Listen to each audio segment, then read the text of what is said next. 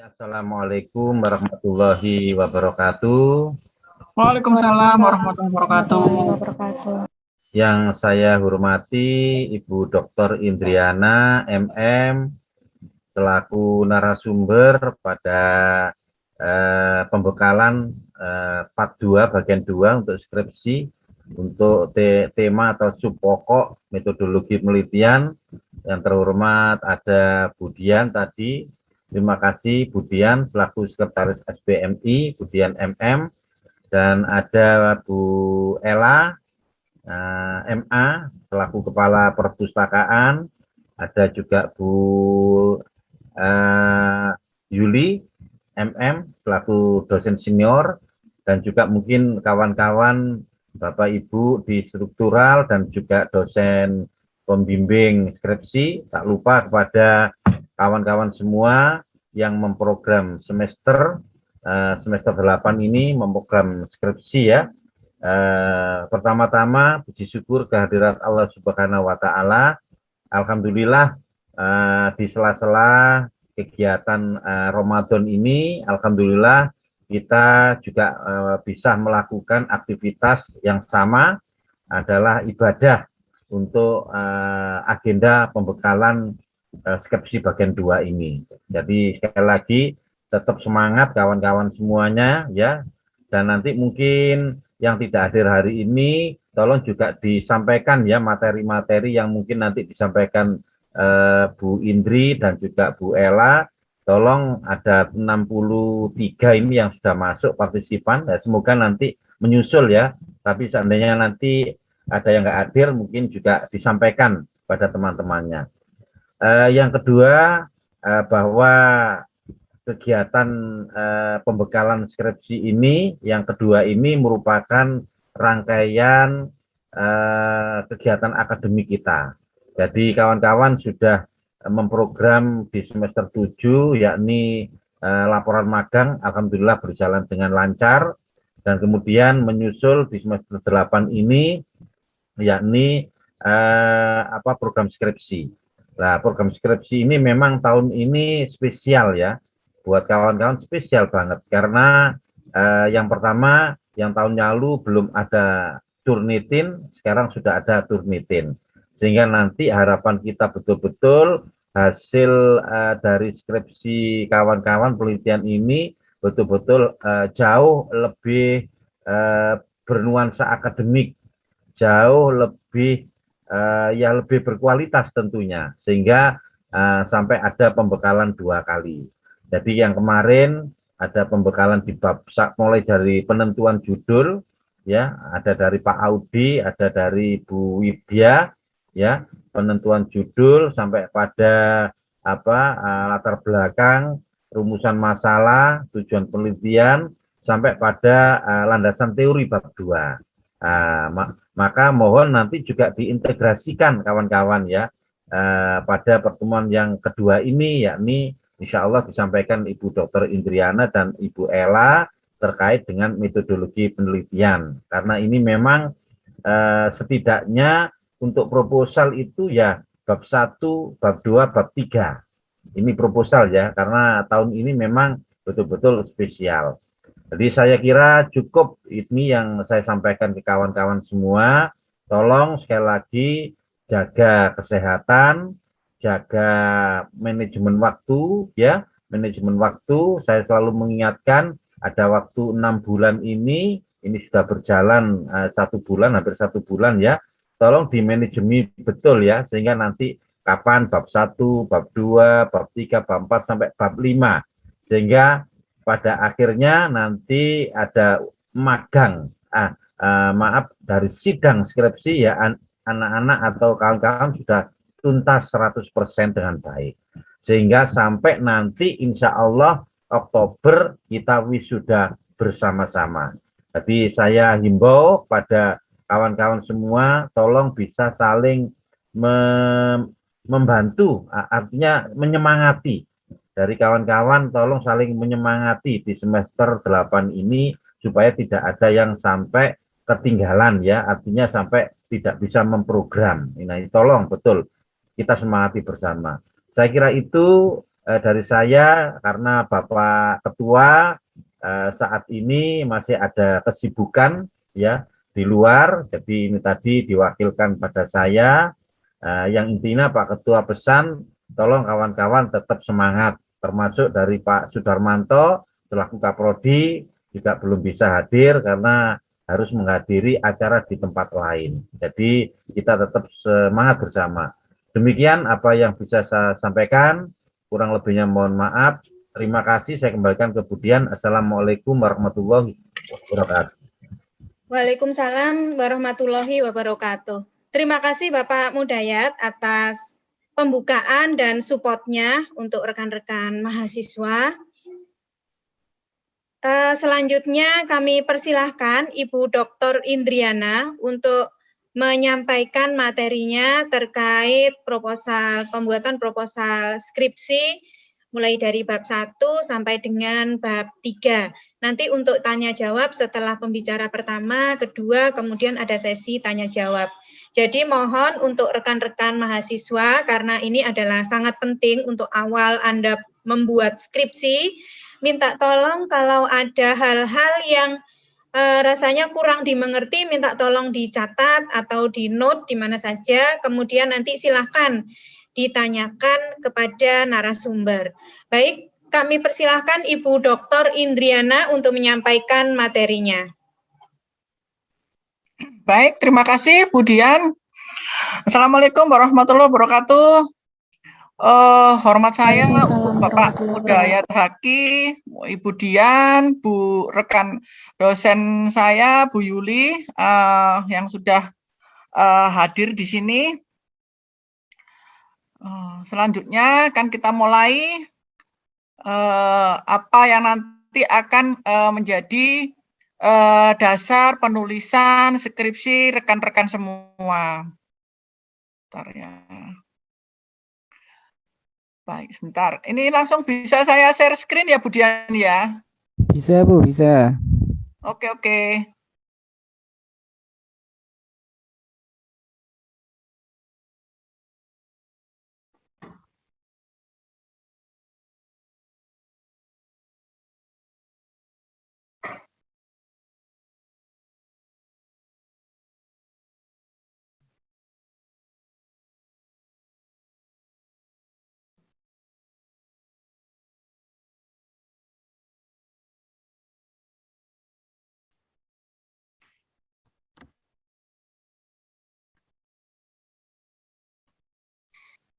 Baik, Assalamualaikum warahmatullahi wabarakatuh. Salam sejahtera buat kita semua. Selamat malam, salam sehat untuk rekan-rekan semua. Nah, pada penulisan skripsi ini adalah bab 1 ini adalah mengenai pendahuluan, adalah bab yang merupakan hal yang paling susah kalau menurut saya ya. Nah, bukan paling susah itu sebenarnya apa sih yang mau dituliskan begitu ya? Isinya apa ya bab 1 ini gitu.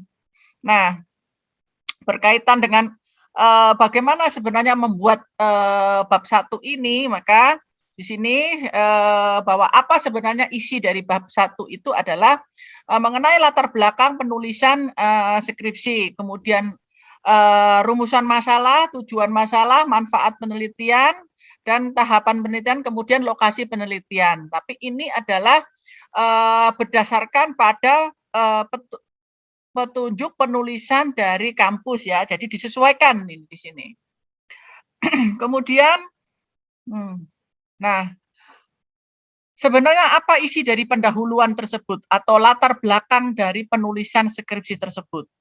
Jadi ini adalah berisi mengenai uraian ringkas tentang alasan-alasan ilmiah yang terkait dengan fenomena atau gejala atau riset gap yang menarik untuk diteliti. Nah, dengan menunjukkan suatu signifikans penelitian yang kemudian berguna untuk pengembangan pengetahuan ilmiah yang harus disertai dengan data pendukung. Ya. Kemudian adanya latar belakang tersebut ya yang berisi mengenai gejala atau fenomena. Kemudian ada riset gap-nya di sini ya, atau riset gap. lalu kemudian berisi argumentasi tentang pemilihan topik penelitian tersebut. Ya, di sini menunjukkan permasalahan sebagai perbedaan antara konsep atau teori yang ada. Jadi jika ada gap di sini, adanya perbedaan antara penelitian terdahulu misalnya, atau ada ketidaksesuaian antara hasil penelitian terdahulu dengan teori yang ada. Kemudian berisi tentang situasi yang melatar belakangi penelitian tersebut atau masalah penelitian yang menguraikan suatu kelayaan mengapa masalah tersebut perlu untuk diteliti. Jadi di sini bahwa tidak tidak berdasarkan saya senang dengan ini Bu, saya mau meneliti masalah kinerja, saya mau meneliti masalah keputusan pembelian, tapi harus disertai dengan mengapa atau pentingnya masalah tersebut perlu diangkat sebagai makalah yang perlu diteliti.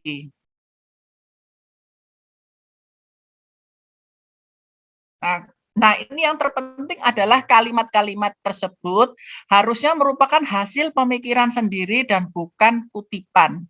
Artinya jika ada suatu kutipan ya, adanya suatu kutipan atau definisi itu perlu diolah kembali agar nantinya kalian tidak terjadi plagiasi. Jadi banyaknya kadang-kadang kutipan-kutipan tersebut yang akhirnya kutipan copy paste itu yang nantinya pada saat dicek di perpustakaan oleh Bu Ella, maka akan kelihatan merahnya.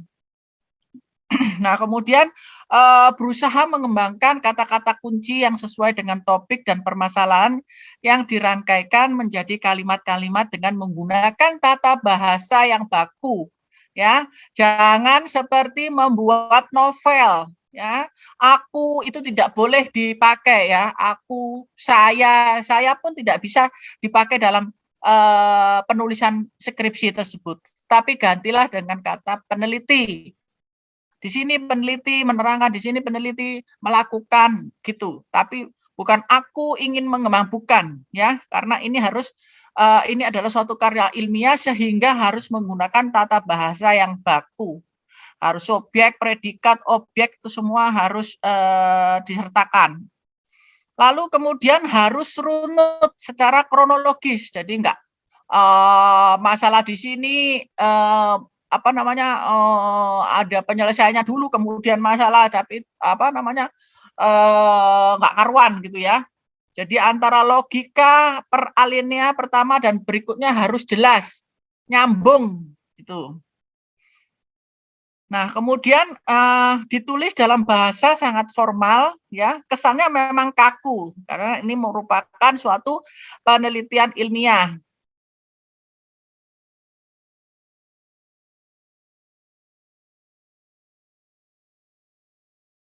Dan disesuaikan dengan materi artikel tersebut. Selanjutnya, kemudian ada suatu catatan-catatan khusus ya, bagian-bagian laporan penelitian yang perlu dimasukkan dalam pendahuluan yang terkait dengan materi artikel. Misalnya ini bukan kutipan, tapi setelah ada penguat daripada kata-kata penguat kalimat Anda itu ada siapa saja yang menguatkan kata-kata tersebut ya. Kemudian bersifat mutakhir ya, informasinya juga harus terupdate.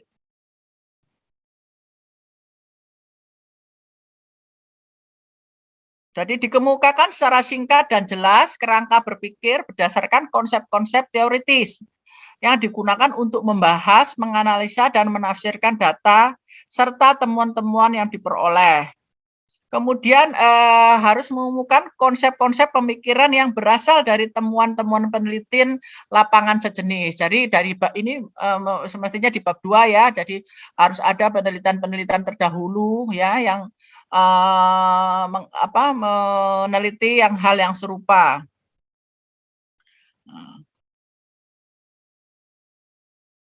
Nah, jadi tidak lagi berupa ada konsep-konsep tersebut ya telah dicerna sehingga di kalimatnya sudah ditulis kembali ya, sehingga tidak lagi berupa kutipan-kutipan utuh yang merupakan jadi nanti akan menjadi parade pernyataan orang. Jadi kontrol menyatakan, terus kemudian Basu swasta menyatakan. Nah, itu seperti tolong dihindari hal seperti itu. Karena nantinya pada saat nanti diturnitrin nanti akan kutipan-kutipan tersebut akan merah ya. Jadi pasti akan ada plagiasi di sini. Nah, ini contohnya dari pendahuluan. Terlihat ya? Terlihat, Bu. Nah, ya, seiring perkembangan ini awalnya ya kita akan memproses bagaimana sih sebenarnya yang akan kita pakai untuk awalan kalimatnya itu ya. Misalnya ini mengenai teknologi informasi online, nah, misalnya internet. Nah, ini dikemukakan dulu ya, tidak perlu harus mempergunakan narasi yang panjang lebar ya, singkat saja, tidak perlu bertele-tele, tidak perlu menulis sesuatu yang sebenarnya tidak perlu diulas. Nah, ya, ini cuma satu alinea saja. Nah, pada saat CV Wiranti tersebut belum menggunakan fasilitas e-commerce tersebut misalnya, ada kesulitan dalam penggunaan produk. Jadi ini adalah suatu permasalahan di sini. Nah, ini adalah contoh-contohnya. Kemudian secara umumnya rumusan masalah dinyatakan dengan jelas, tegas, fokus pada masalah yang diteliti, berorientasi pada teori yang digunakan ya, karena teori merupakan body of knowledge ya. Lalu harus diakhiri dengan tanda tanya. Nah, kemudian rumusan masalah dijabarkan menjadi suatu identifikasi masalah. Nah, tujuan masalah di sini. Tujuan masalah apa? Jadi tujuan yang ingin dicapai dalam proses penelitian yang terkait dengan rumusan masalah penelitian. Tujuannya merupakan upaya untuk pemecahan dan rencana jawaban terhadap masalah penelitian. Jadi harus dilakukan secara singkat dan jelas. Selanjutnya, manfaat penelitian mengungkapkan secara spesifik manfaat yang berisi tentang sumbangan atau kontribusi positif yang terkait dengan hasil penelitian. Ya, bisa aspek teoritis dan aspek praktisnya seperti apa. Nah, lalu tahapan penelitian dan lokasi dan waktu penelitian. Nah, selanjutnya pada praktek untuk penulisan pada skripsi ya. Apa saja isi dari bab 1 di sini ya? Setelah bab 1 adalah pendahuluan, lalu kemudian jangan lupa subbabnya adalah latar belakang masalah, rumusan masalah, batasan masalah, tujuan penelitian, manfaat penelitian. Jadi disesuaikan dengan semua mahasiswa harus sudah mempunyai petunjuk penulisan skripsi, ya. Harus sesuai dengan petunjuk penulisan skripsi yang dari kampus. Nah, ini adalah contoh bagaimana menulis suatu latar belakang dalam pendahuluan. Judulnya adalah pengaruh perceived value dan perceived information helpfulness terhadap purchase intention pada Furnibel. Furnibel ini adalah suatu perusahaan furniture ya. Nah, diulas ini latar belakangnya. Industri furniture merupakan salah satu bla bla bla bla bla ya. Kemudian persaingan semakin ketat menyebabkan perusahaan menempatkan orientasi pada pemenuhan kebutuhan konsumen sebagai tujuan utamanya. Jadi ini pentingnya ini mengapa industri furniture ini sangat penting untuk diteliti. Nah, kemudian karena adanya suatu teknologi informasi yang sekarang ini sudah menjadi suatu kebutuhan pokok di sini atau perkembangan teknologi sehingga penjualan harus bisa diakses melalui internet. Nah, maka di sini perlu diulas di sini.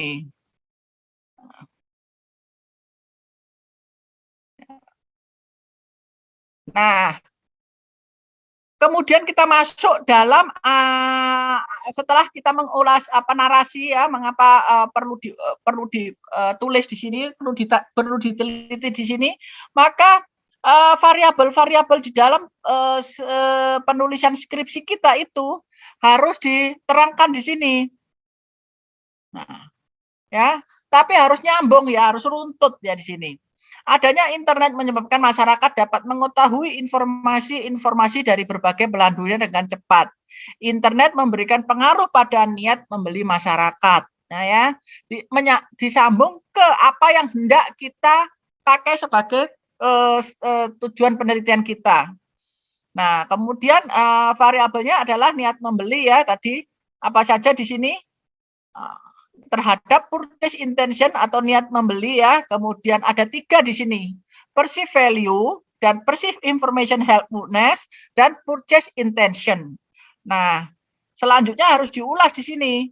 Niat membeli apa, seperti apa. Lalu penelitian sebelumnya menemukan ya. Jadi ini pentingnya kita harus mempunyai jurnal referensi. Penelitian sebagai dasar penulisan kita.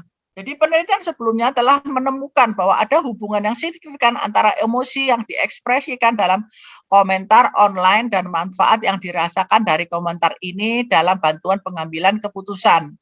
Nah, ini adalah penelitian dari ketiga ini ya. Ini harus makanya saya selalu meminta mana jurnalnya, referensi jurnalnya mana. Makanya karena ini sebagai dasar penelitian tersebut, ya. Nah, selanjutnya berangkat berangkat dengan konsep tersebut. Nah, perusahaan pasti akan berharap mencari inovasi baru, kan? Nah, lalu produsen akan selalu berharap untuk mencari inovasi baru dalam industri pengolahan kayu yang bersaing, memperebutkan pasar, dan sebagainya ya. Dan pentingnya harus ditunjukkan juga dengan data. Ya, karena bahan dasar pembuatan mebel adalah kayu. Nah, luas hutan ini sebagai macam. Nah, sebaiknya kalian juga harus memberikan data-datanya. Nah, kalau perlu ya harus ada data data dari furniture tersebut, misalnya ini karena ini di furniture ya.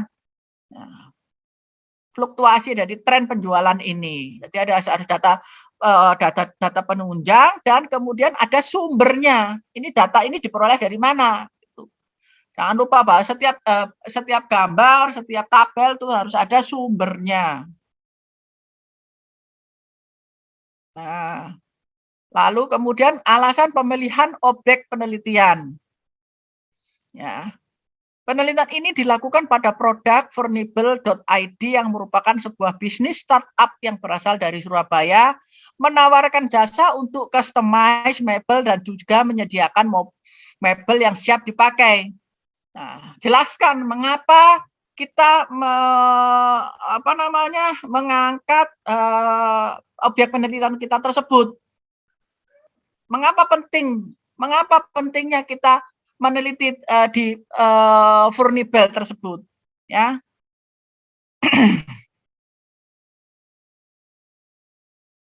Ini bisa dibaca ya. Kelihatan ya tulisannya? Oke, kelihatan. Ya. Paham ya? Jadi ini objek penelitian, alasan pemilihan objek penelitian harus dikemukakan di dalam pendahuluan. Nah, selanjutnya pada alinea terakhir sebagai penutup daripada pendahuluan latar belakang kita ini adalah setelah kita mengemukakan kelebihan, kelemahan daripada objek penelitian kita ini ya. Nah, kemudian pada alinea terakhir berdasarkan latar belakang yang telah diuraikan tersebut, maka penelitian dengan judul pengaruh perceived value dan perceived information helpfulness terhadap purchase intention pada Furnibel dapat diajukan. Ya. Tuh. Ini sebagai penutup daripada latar belakang tersebut. Jadi ini nggak banyak, hanya memerlukan 2-3 halaman lah. Nah, selanjutnya pada rumusan masalah harus dimulai dengan kata tanya. Apakah perceived value berpengaruh secara positif dan signifikan terhadap purchase intention pada vulnerable, dan diakhiri dengan tanda tanya. Ya. Kemudian pada batasan masalah perlu dikemukakan di sini bahwa masalah dalam penelitian ini hanya berfokus pada perceived value, perceived information helpfulness terhadap purchase intention pada vulnerable. Jadi ini adalah batasan masalah supaya tidak bahwa penelitian kita ini hanya mencakup atau pada lingkup ini saja. Ya. Selanjutnya pada tujuan penelitian di sini. Berdasarkan latar belakang dan rumusan masalah yang tadi sudah diuraikan tadi ya, maka tujuan penelitian ini adalah untuk mengembangkan, menguji, dan menganalisis pengaruh antara perceived value terhadap purchase intention dan pengaruh antara perceived information helpfulness terhadap purchase intention. Ingat ya, bahwa di dalam rumusan masalah, jika ada 2 rumusan masalah, maka tujuan penelitian pun ada 2 poin. Ya, tidak kalau itu nanti dalam skripsi rumusan masalah ada 3, kemudian tujuan masalahnya 2, maka itu pasti salah. Karena mengapa? Karena ternyata tidak ada ketidakjelasan. Wong rumus masalahnya itu 2, kok tujuannya 3 misalnya, kok tujuannya cuma 2, kan begitu. Jadi tidak konsisten. Nah, manfaat penelitian tadi ya, jadi panel ini ada manfaat akademis dan manfaat praktis. Manfaat akademis ini ya, manfaat yang berguna untuk keilmuan, dan manfaat praktis untuk pada umumnya. Nah, ini adalah sistematika penulisan skripsi di poin di subbab 1.6. Ya, sesuai dengan petunjuk penulisan yang sudah Anda terima. Ya, sampai di sini ada pertanyaan atau langsung ya, karena tadi katanya pertanyaan, tolong simpan dulu, jadi biar cepat ya. Selanjutnya pada bab 2, mengenai landasan teori atau kajian pustaka atau biasa disebut studi literatur, tergantung dari petunjuk penulisan skripsi untuk setiamak ya. Nah, apakah landasan teori ataukah kajian pustaka ataukah studi literatur. Nah, pada landasan teori ini dihubungkan atau dibutuhkan teori-teori yang relevan dengan topik permasalahan yang nantinya akan menjadi landasan untuk menganalisa permasalahan serta pemecahan masalah tersebut. Ya. Jadi teori tersebut sebagai pisau analisis ya, sebagai kunci untuk memecahkan masalah-masalah terhadap rumusan masalah tadi yang sudah kita buat terkait dalam penelitian ini ya. Di dalam bab 2 ini isinya adalah landasan teori, kemudian ada hubungan antar variabel, penelitian terdahulu, kerangka atau model konseptual dan hipotesis. Nah, nanti kalau kalian landasan teori mungkin perlu subbab lagi ya, diteruskan dari ke-5 ini ya, mungkin di dalam landasan teori perlu teori-teori ABC ya 2.1, 2.1, 2.1.2 misalnya demikian. Ya. Sesuai dengan lingkup yang ada di sini.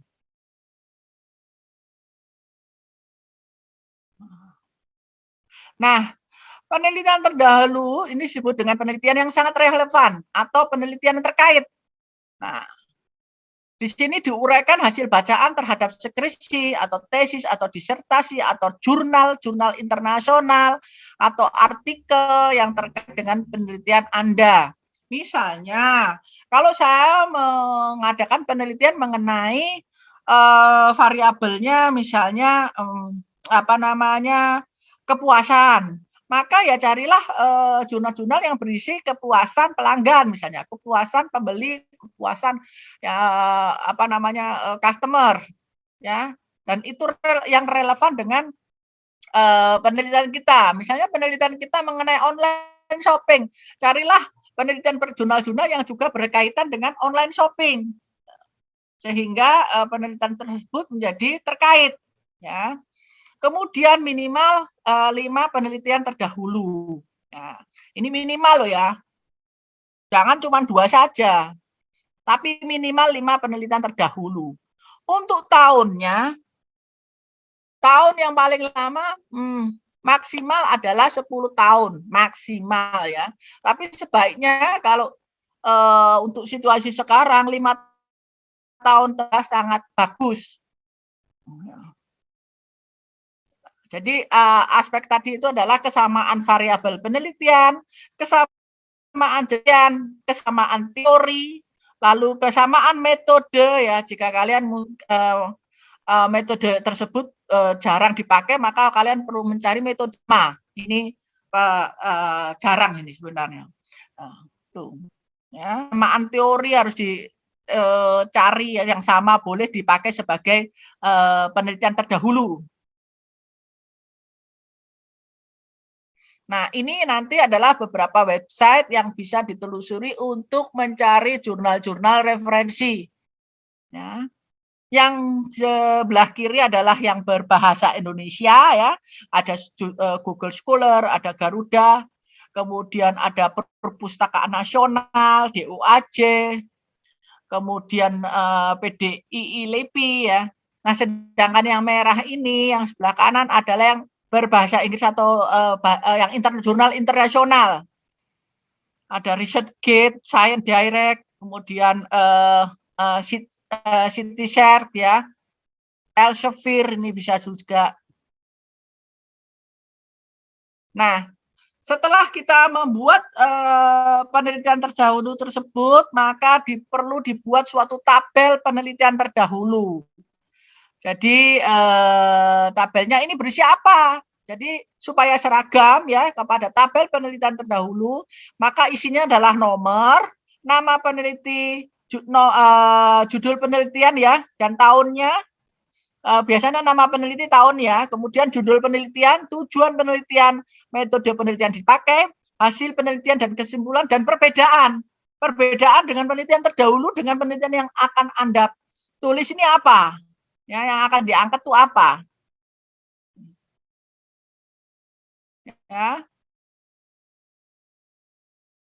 Nah, selanjutnya dalam bab 3 sama seperti pada waktu kita kuliah metode penelitian, ada desain penelitian, objek penelitian. Saya tidak terlalu banyak membahas karena pada kita kuliah metodologi penelitian, maka ini sudah sangat dibahas bagaimana mencari apa desain penelitian itu. Misalnya penelitian saya adalah kuantitatif, penelitian saya adalah kualitatif, ya, jenis desain atau jenis penelitian kita.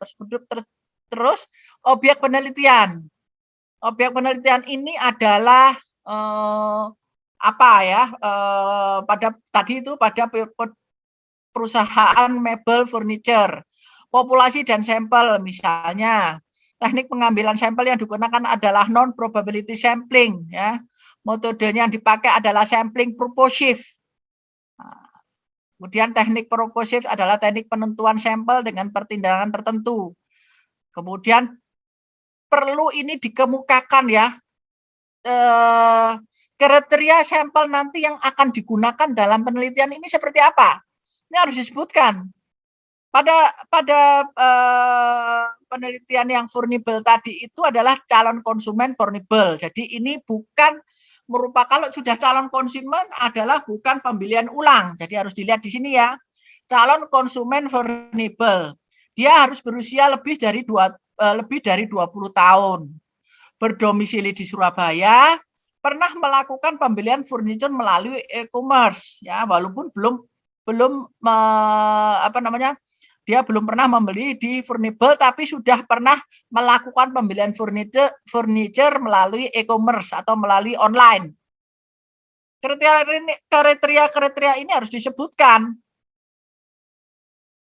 Nah, selanjutnya pada metode pengumpulan data ini ada skala Likert yang dipakai sebagai penilaiannya. Jadi nanti pada lembar kuesioner ada sangat tidak setuju maka diberi skor 1, tidak setuju dan seterusnya. Selanjutnya ada variabel penelitian dan definisi operasional. Jadi variabel penelitiannya tadi disebutkan dan apa definisi operasional. Dan ini semua adalah kata-kata sendiri ya, bukan kutipan, bukan copy paste. Karena nanti kalau sudah copy paste akan terkena Turnitin, terkena plagiasi. Ada variabel kemudian variabel penelitian ya, variabel penelitian dan definisi operasionalnya. Selanjutnya dilakukan teknik analisis data. Regresi berganda, regresi sederhana, ini semua disebutkan. Uji-uji asumsinya ya. Nah. Oke, untuk penulisan bab 1 sampai bab 3 sudah selesai saya sampaikan di sini. Baik, terima kasih untuk Budian, saya kembalikan, saya stop share-nya, monggo Budian. Oh ya, terima kasih Ibu Dr. Indri atas paparannya. Baik, untuk selanjutnya adalah materi yang akan disampaikan oleh Ibu Ella Erliana, MPTK, MA, dengan tema terkait Turnitin dan plagiasi. Baik, kepada Ibu Ella Erliana, disilakan.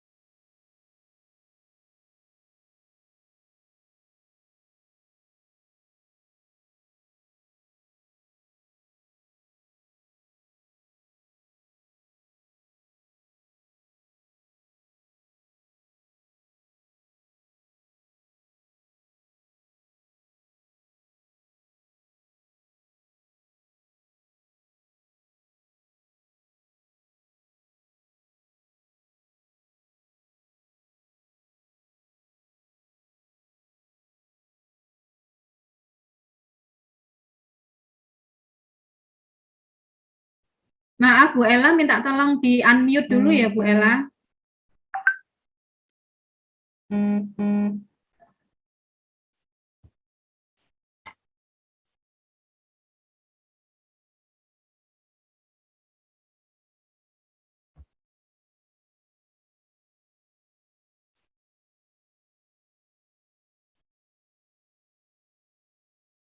Iya, suaranya belum keluar, Bu Ella. Minta tolong di-unmute dulu.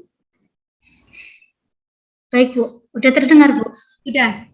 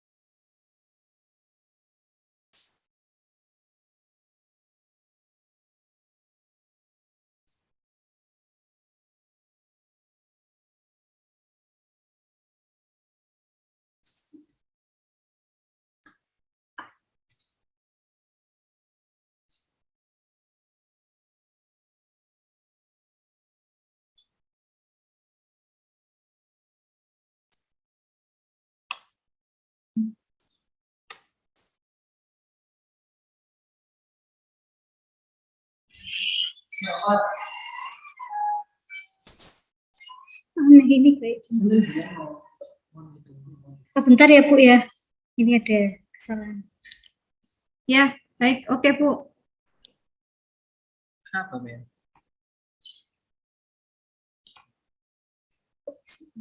Di-share tadi, Ben.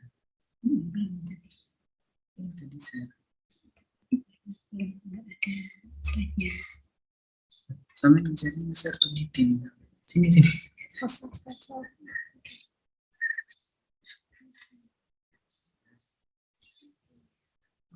Muter, Bang.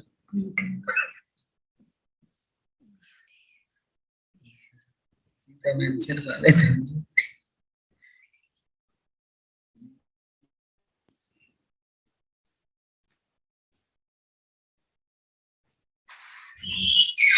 Selamat malam. Assalamualaikum warahmatullahi wabarakatuh. Waalaikumsalam warahmatullahi wabarakatuh. Waalaikumsalam warahmatullahi wabarakatuh. Selamat malam. Yang saya hormati jajaran struktural Setiamak Barunawati, dan yang saya sayangi teman-teman angkatan skripsi tahun 2022-2033. Di sini saya akan menjelaskan kembali tentang dua topik, yaitu tentang pencegahan plagiarisme dan sosialisasi pemanfaatan Turnitin, yang tujuannya adalah untuk peningkatan integritas akademik serta kode etik di perguruan tinggi, di mana pencegahan plagiarisme ini menjadi bagian penting dalam perguruan tinggi negeri.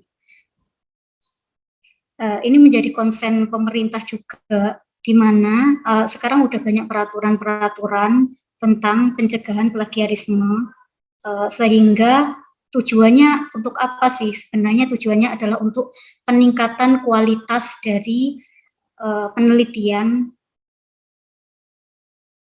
ataupun karya ilmiah.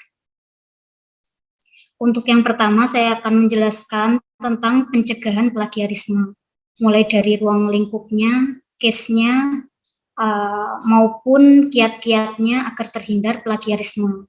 Yang intinya adalah nanti preventif atau pencegahan kalian untuk supaya tingkat plagiatnya rendah. Jadi dari pembekalan ini diharapkan nanti tidak terjadi tingkat plagiat yang tinggi. Dan tentunya kualitas dari penelitian yang berbobot, karena dengan adanya plagiarisme ini kalian dituntut untuk menyumbangkan ide atau mengembangkan gagasan yang bukan hanya sebatas copy paste ataupun mengutip dari pernyataan-pernyataan sumber lain. Ini yang yang sudah saya sering katakan pada pembekalan sebelumnya, di mana plagiarisme atau plagiat adalah penjiplakan, pengambilan karangan, pendapat, dan sebagiannya dari orang lain dan menjadikannya seolah karangannya kalian sendiri. Plagiat dianggap sebagai tindak pidana karena mencuri hak cipta orang lain, tidak menghargai karya orang lain, akan tetapi diakui sebagai karya kalian, padahal itu adalah milik orang lain. Di dunia pendidikan sendiri, perilaku plagiarisme ini dapat mendapat hukuman berat seperti dikeluarkan dari universitas. Dan ini menjadi case-case yang udah mulai ditegakkan ya, banyak universitas yang mulai ketika ketahuan melakukan plagiat, maka kemungkinan ada banyak sanksi atau hukuman, yaitu dikeluarkan dari sekolah. Ini adalah contoh case-case, misalkan adalah plagiarisme yang dilakukan oleh dosen FEB UGM, kemudian alumnus program doktoral, kemudian juga ada rektor universitas yang melakukan plagiat, dan ini resikonya di akademik sangat tinggi, sehingga mereka harus mengalami konsekuensi untuk tidak terlibat dalam institusi itu, dikeluarkan atau mengundurkan diri seperti itu. Sedangkan di dalam jajaran mahasiswa sendiri banyak universitas juga yang sekelas doktor ataupun S2, mereka juga dicabut gelarnya karena ketahuan melakukan plagiat.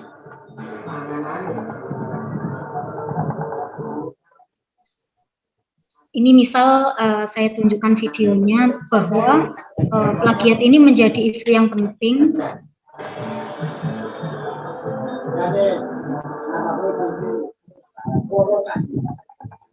Menjadi isu yang penting yang mulai diangkat topiknya ke permukaan, termasuk pada jajaran pemerintah Kemendikbud, di mana peraturannya mulai digalakkan apabila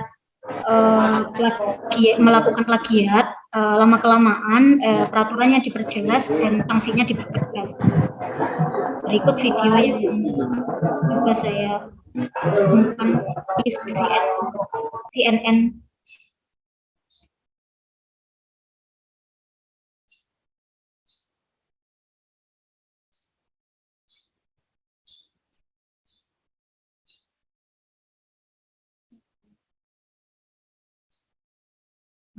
Mohon maaf, videonya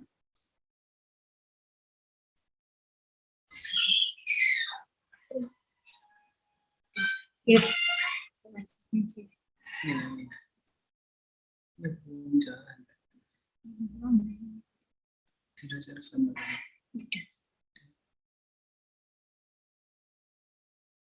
Cannot play.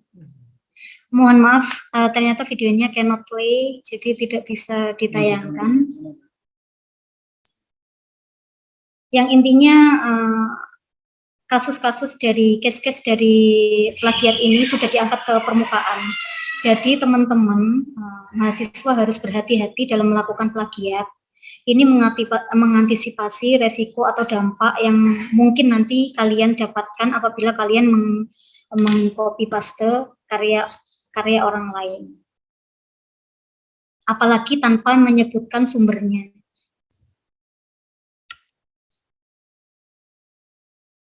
Ini udah pernah saya jelaskan juga, di mana tipe plagiat yang mungkin kalian lakukan atau kita sering lakukan itu mulai dari kata, misal kita mengambil dari buku tanpa menyebutkan sumbernya, terus kemudian kita mengutip dari buku atau jurnal tapi tidak menulis di daftar pustaka untuk plagiarism of sorts. Terus kemudian untuk plagiat of authorship, contohnya kalian mengambil karya dari angkatan sebelumnya dengan judul yang sama, dengan isi yang hampir sama, yang itu menyebabkan termasuk kategori dari plagiarisme dari penulis. Kemudian self plagiarism ini jarang dilakukan, cuman juga di dunia akademik ada kemungkinan terjadi, misalkan kita mempunyai satu karya tulis, akan tetapi kita dipublikasikan di beberapa tempat, dan itu menyalahi aturan. Ini selanjutnya akan saya lanjutkan tentang gaya kepenulisan.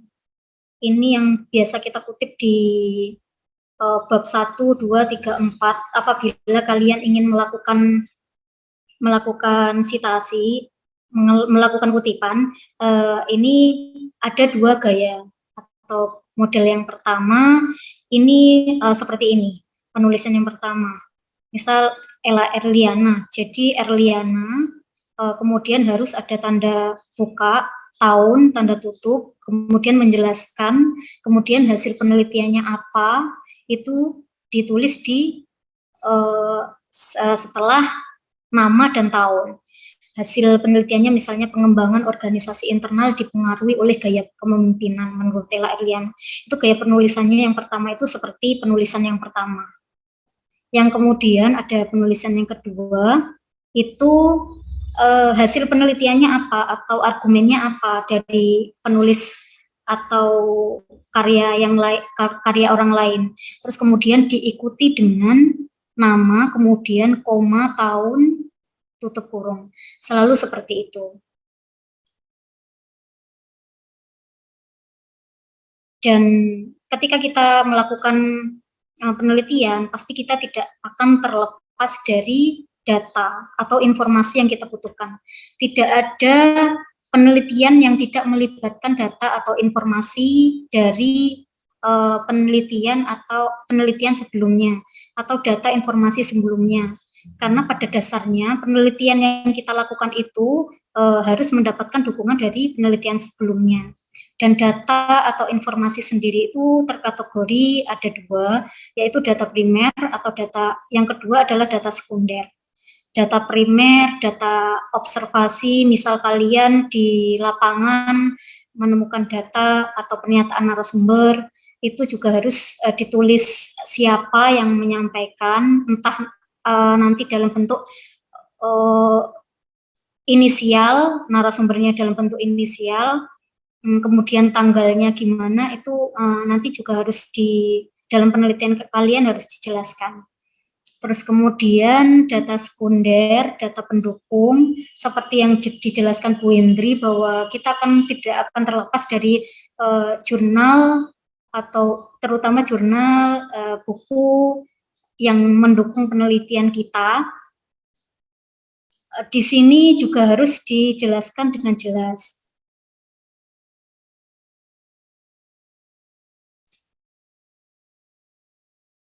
Ini, dan menurut Barron Library of Information Technology Service sendiri, bahwa sitasi dari referensi pun kita bisa mengambil dari buku, jurnal, disertasi, manuskrip, koran, laporan, website, yang tentu itu bisa kita gunakan dalam mendukung penelitian kita, dan kita juga memiliki aturan dalam mengutip. Kita diberi kesempatan untuk menyantumkan sumber-sumber lain, asalkan mengakuinya. Akan lebih baik juga setelah kita mengutip itu kita kembangkan dengan perspektif kita, dengan argumen kita. Ini sekilas pengetahuan buat teman-teman ya. Jadi model atau gaya sitiran itu banyak sekali. Di sini misal ada APA style, terus MLA style, Chicago dan Turabian style, kemudian AMA style.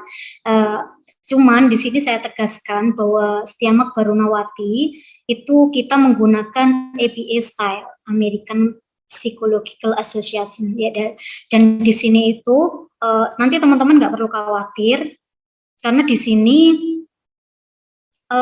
di pedoman penulisan akademik itu udah dijelaskan penggunaan APA style itu seperti apa. Dan nanti kalau kalian butuh belajar lebih dalam, saya ada beberapa soft file yang mendukung untuk mempelajari lebih dalam tentang APA style. Karena kalau membahas APA style sendiri itu juga perlu waktu, jadi nanti bisa menghubungi saya. Dan ini tidak bisa disepelekan karena ada aturan baku, ada aturan yang sangat jelas, penulisannya yang sangat jelas, dan tidak sembarangan. Kemudian ini adalah contoh, misalkan ada contoh penulisan daftar pustaka menggunakan APA style yang seperti saya jelaskan tadi. Misalkan ini penulisan buku, ini buku offline. Buku online nanti formatnya beda lagi. Di mana misal kayak gini, penulisnya jelas, penulisnya siapa, dan ini penulisnya dibalik, kemudian harus benar-benar titik, diperhatikan titik, kemudian kurung buka, tahun, kurung tutup, titik, judul buku, kalau ada edisinya, ditulis edisinya, kemudian titik, tempat terbit, terus titik 2, kemudian penerbit, ini harus jelas. Tidak ada yang bisa dikurangi satu, misalkan dikurangi penerbitnya atau dikurangi tahunnya. Ini udah ada aturannya baku, jadi harus diperhatikan penulisannya. di bawahnya dari penulis tahun ini American Psychology ini contohnya seperti ini. Yang kemudian ini kayak penulisan yang kedua adalah penulisan jurnal. Ini ada, mohon maaf ini sebelum penulis tidak ada titik. Ini juga harus diperhatikan seperti ini, penulis benar-benar tutup buka tahunnya, tutup kurung, titik judul artikel, nama jurnal, volume, titik halaman, kemudian diakses dari mana, tanggalnya, seperti ini. Dan untuk mempelajari lebih lanjut, kalian harus mempelajari di pedoman akademik. Untuk pengutipan majalah online, surat kabar online, buku online, terus online ensiklopedia, publikasi pemerintah, dokumen, situs blog, web profesional, database, dan semuanya itu udah ada aturannya dan harus ditulis di daftar pustaka dengan benar. Nanti ada formatnya yang beda-beda dan itu udah diatur dan kita pelajari lebih dalam menggunakan ADA style. Ini merupakan bagian penting untuk teman-teman karena di sini adalah tips dan trik sukses untuk terhindar plagiasi. Jadi kenapa harus disampaikan lagi atau disampaikan ulang? Ini adalah modal supaya kalian nanti lebih berhati-hati sebelum menulis skripsi. Sebelum kalian memulai menulis, kalian harus mengingat-ingat ini supaya tidak kerja 2 kali dan juga bisa untuk sarana untuk mengurangi tingkat plagiasi, mencegah dari awal supaya tidak tinggi di akhir, kemudian keteteran dalam menurunkan tingkat plagiat karena tidak ada strategi dalam mencegah terhindar dari plagiasi. Jadi kalian udah harus dari sekarang udah harus mulai berhati-hati dalam menulis. Misalkan strateginya dari awal cantumkan tanda petik kalau misal kalian mengutip full seperti itu. Kemudian ini yang bagian yang sangat penting yaitu tulis ulang parafrase. Kami jajaran struktural ataupun dosen sangat mewanti-wanti untuk tidak hanya copy paste, jangan copy paste, tapi kita menyarankan atau memberikan solusi untuk parafrase, melakukan tulis ulang supaya tidak terkena plagiasi. Jadi nanti slide selanjutnya saya akan menjelaskan tentang gimana parafrase untuk mengembangkan kalimat supaya kita tidak hanya copy paste dan kita tidak tergantung pada pemikiran orang lain dan kita tidak mengembangkan tingkat kepenulisan kita. Kemudian jangan lupa cantumkan sumbernya dengan benar. Daftar pustaka juga yang udah saya jelaskan tadi menggunakan APA style itu juga dicantumkan dengan benar. Jangan sampai ketika kita mengutip di bab 1, 2, 3, atau 4 kita udah memasukkan jurnal atau buku ataupun laporan ataupun apa, kemudian kita tidak menyantumkan di daftar pustaka, itu juga menyalahi aturan atau kode etik akademik. Yang kelima, pastikan karya tulisan yang dibuat tidak sama dengan naskah aslinya.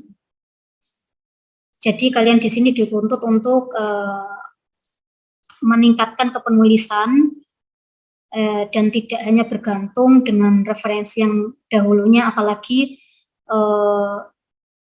menjadikan kiblat penelitian sebelumnya sebagai kiblat. Memang penelitian sebelumnya dapat dijadikan sebagai pendukung, cuman bukan sepenuhnya kita terfokus pada penelitian sebelumnya. Kita dituntut di sini juga untuk melakukan analisis untuk meningkatkan kepenulisan kita. Jangan lupa juga untuk gunakan kata-kata atau ide sendiri dalam membuat kalimat. Untuk selanjutnya ini yang saya jelaskan tadi ya, bagian penting dari parafrase. Di sini saya mulai dari parafrase adalah cara mengekspresikan yang ditulis. Terus kemudian yang dikatakan orang lain menggunakan kata-kata yang berbeda akan membuatnya lebih mudah dimengerti. Dengan kata lain, pengutipan dilakukan dengan yang intinya adalah dari parafrase ini adalah kita tidak menggunakan kata orang lain sama persis, tapi kita memodifikasi, kita membuat tulisan yang berbeda, membuat gagasan yang beda, akan tetapi tidak sama persis atau tidak copy paste melalui sumber orang lain. Meskipun kadang-kadang idenya sama, cuman kita bisa mengeksplor kata-kata itu lebih tajam atau mungkin lebih luas, sehingga kita nggak tergantung hanya pada copy paste. Kenapa penting melakukan parafrase? Yang pertama, kenapa penting melakukan parafrase, yaitu modal awal melakukan penulisan sebelum menulis. Jadi intinya sebelum melakukan penulis, kita harus memikir ulang, kita memiliki modal bahwa menulis skripsi itu bukan hanya tentang pemikiran orang lain, cuman kita juga harus mengekspresikan argumen-argumen kita, kemudian juga melatih berpikir kritis. Jadi kita nggak bergantung pada sumber-sumber sebelumnya, kita seperti yang dikatakan Bu Indri, kita mengutip boleh, akan tetapi kita juga harus mengembangkan kalimat-kalimat yang kita miliki, argumen yang kita miliki, sehingga bukan hanya mengutip. Kita harus dilatih analisis lebih tajam. Terus yang sudah saya katakan sebelumnya juga, kemudian adalah preventif agar tingkat plagiasi tidak tinggi. Ketika kita melakukan parafrase, otomatis kita tidak terdetek plagiat karena kita berinovasi sendiri. Terus kemudian yang bagian penting juga berpikir ulang untuk melakukan copy paste, karena ketika udah dapat pembekalan seperti ini, kita dapat pengetahuan tentang parafrase dan plagiarisme, diharapkan mahasiswa itu enggak terkotak hanya pikirannya copy paste, akan tetapi mahasiswa lebih nanti dalam menulis skripsi itu lebih ke karyanya sendiri, seperti itu, lebih menulis versinya sendiri. Terus kemudian meminjam ide untuk memperkuat argumen. Ya, jadi misal kita mengutip, kemudian kita meminjam ide, misalkan tentang kepemimpinan seperti itu, bahwa kepemimpinan mempengaruhi pengembangan organisasi. Kita meminjam ide dari jurnal tentang kepemimpinan yang mendukung pengembangan organisasi, kemudian kita perkuat dengan analisisnya kita, dengan argumennya kita, dengan kalimatnya kita, diikuti dengan kalimatnya kita. Yang bukan hanya bergantung per paragraf, semuanya kita copy paste. Kemudian peningkatan kualitas riset. Ini tentu saja, karena kita nggak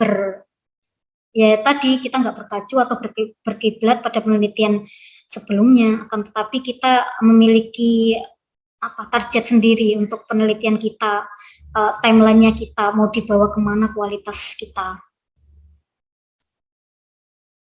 Dan tentunya akan mendukung budaya akademik yang berkualitas.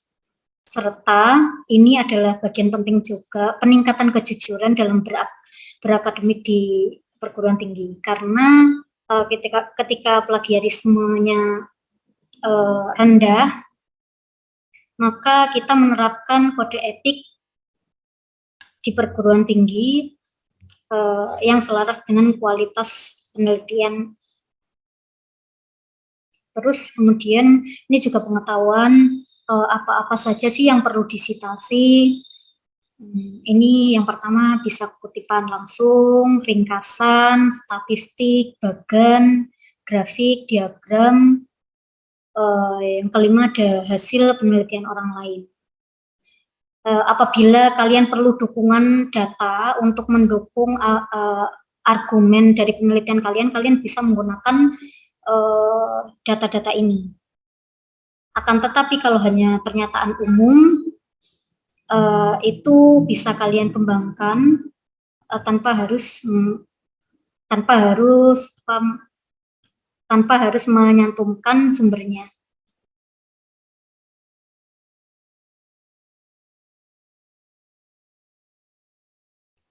Kita belajar sederhana tentang memparafrase kalimat.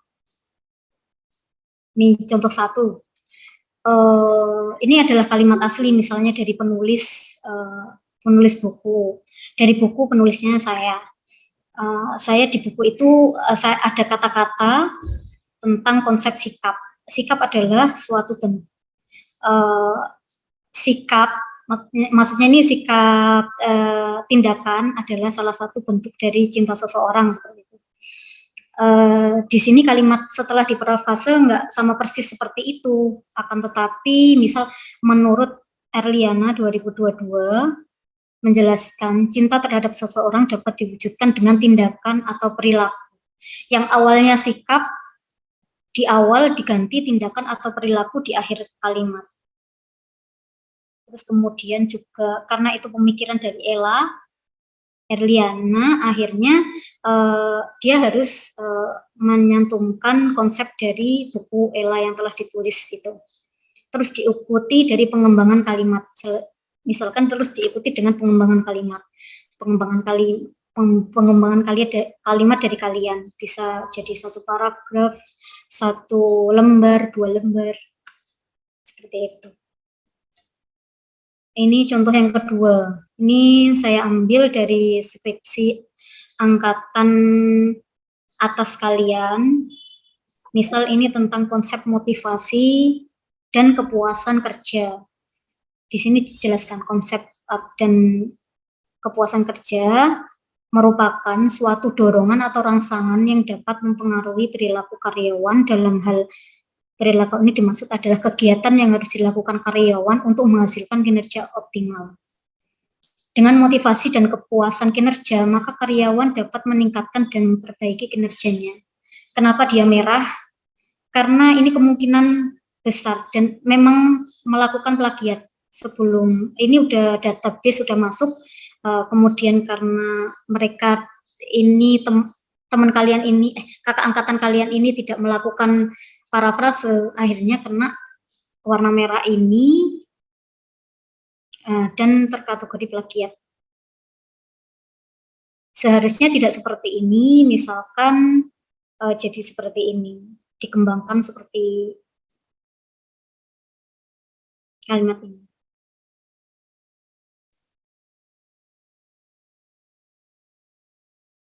Hal-hal yang dapat meningkatkan setelah diparafrase, hal-hal yang dapat meningkatkan produktivitas seseorang dalam bekerja disebut sebagai motivasi kinerja.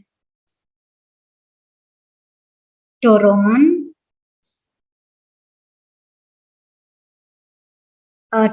ini menjadi peningkatan produktivitas.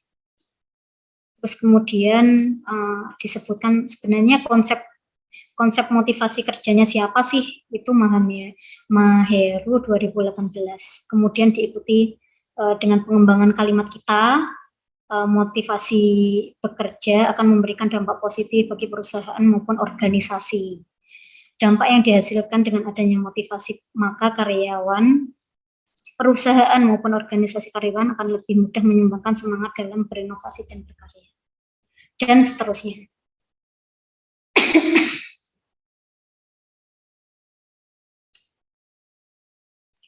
Kemudian ini contohnya konsep tentang modal sendiri atau SHU.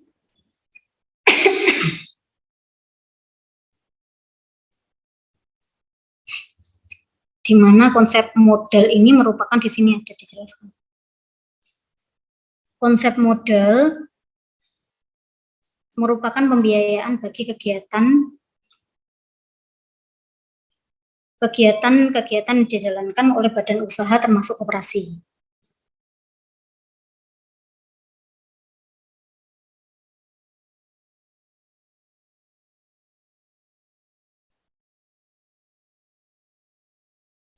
Kemudian ini kalimat yang di atas adalah kalimat plagiat yang dia mengutip dari orang lain tanpa menyebutkan sumbernya dan tanpa melakukan parafrase. Kemudian di bawahnya ini adalah setelah diparafrase seperti ini.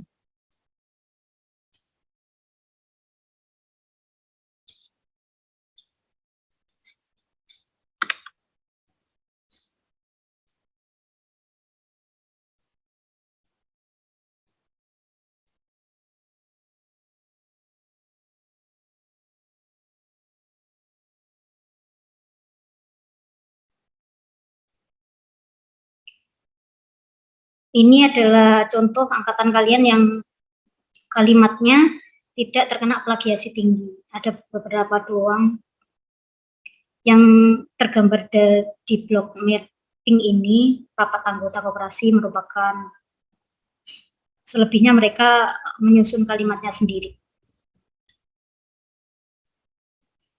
Dan kemudian pada fokus yang kedua,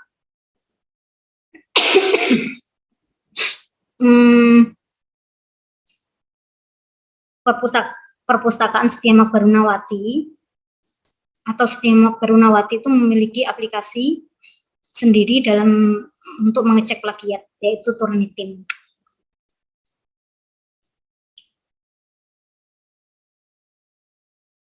Terus kemudian ini adalah komponen-komponen yang kalian harus ingat.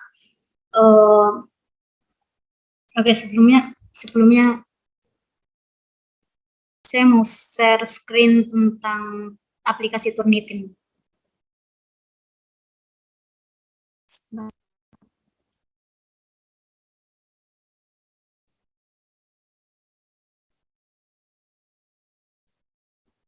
Saya akan menunjukkan aplikasi Turnitin Setiamak Barunawati.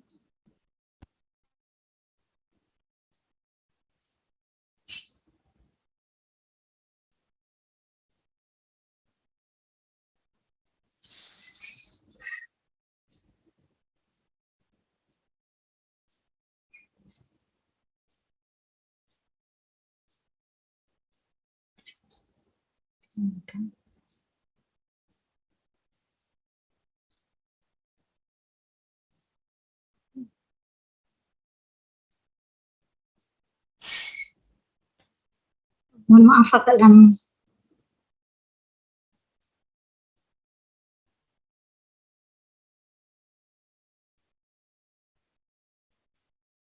Ini, jadi untuk pengetahuan teman-teman ya, tingkat plagiat kakak angkatan kalian tuh terkategori tinggi-tinggi, 67, 76.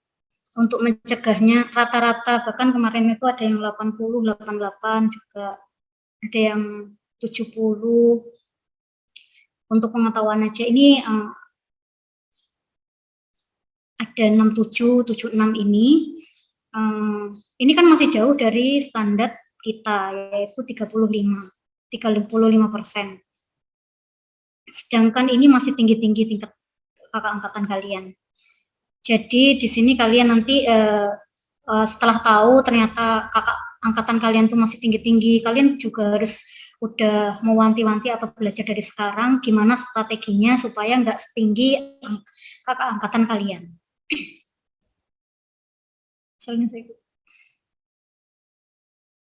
Diusahakan tidak setinggi sampai 70, 80, nanti kalian yang keteteran sendiri untuk mencapai target atau standar dari Setiamak Barunawati, yaitu 35%.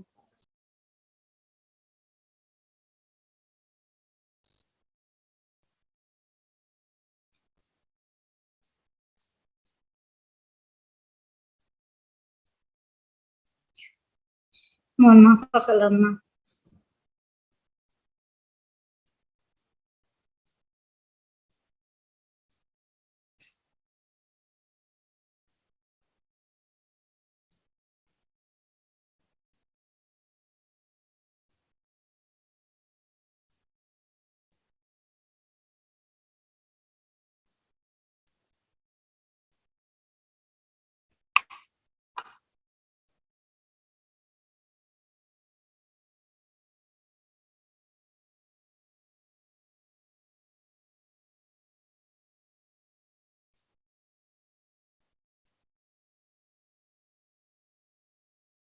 Nah, ini untuk simbol bendera ini ketika 0 berarti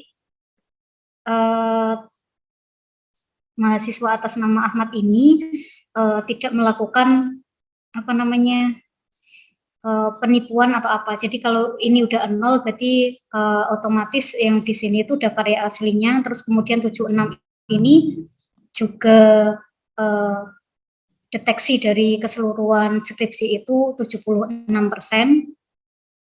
Seperti itu. Jadi kalau misal ini di bendera masih ada 1, berarti ada permasalahan di skripsi kalian, entah kecurangan atau apa. Jadi disarankan untuk tidak melakukan kecurangan dalam bentuk apapun karena di sini kedetek nanti berapa kecurangannya. Seperti itu.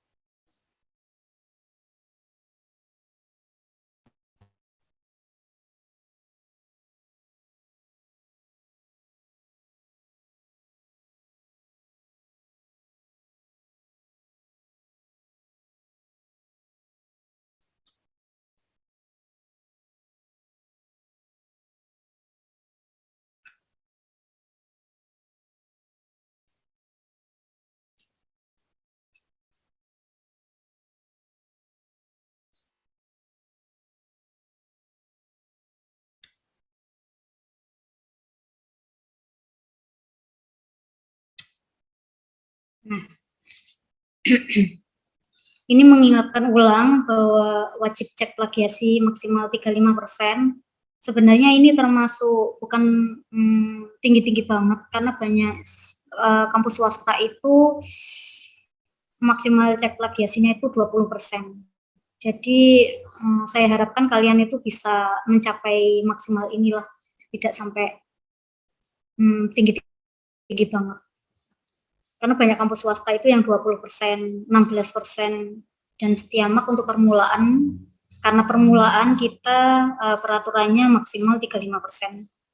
Untuk toleransi kalimat-kalimat, misal kita mengutip dari sumber penelitian sebelumnya. Cuman disarankan tadi lagi adalah melakukan parafrase. Kemudian cek plagiat dilakukan di Setiamak maupun di luar Setiamak, mahasiswa ke perpustakaan Setiamak untuk cek plagiat. Kemudian kebijakan sementara tidak berbayar untuk melakukan cek plagiasi di Setiamak.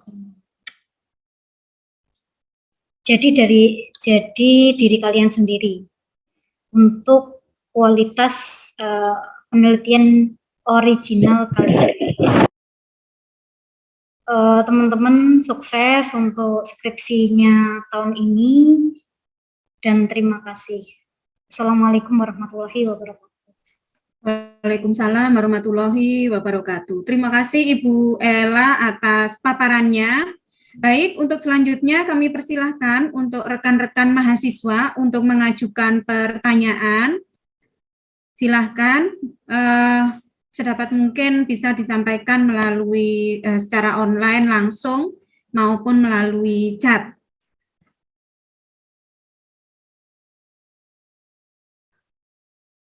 Ya, kami persilahkan untuk rekan-rekan mahasiswa untuk mengajukan tanggapan maupun pertanyaan. Jadi untuk skripsinya ini sudah bisa dimulai Anda untuk barangkali mengkonsep judulnya, kira-kira mau mengambil apa, terus kemudian terkait dosen pembimbingnya, sudah diumumkan ya, kalau untuk terkait dosen pembimbingnya, silakan, barangkali ada yang mau ditanyakan, boleh. Mohon izin Bu Dian, mau tanya. Ya, silakan. Ini Bu, masalah buku panduan skripsinya kira-kira bisa dibagikan kapan Bu oleh akademiknya? Terima kasih. Oh ya, terkait buku panduan skripsi, itu beberapa waktu yang lalu itu memang sudah dibuat, barangkali saat ini sedang dicetak, saya kurang tahu ya, coba nanti hari Senin ya, akan diumumkan ya, buku panduannya bisa didapat di mana. Barangkali Pak Mudayat mau menanggapi Pak.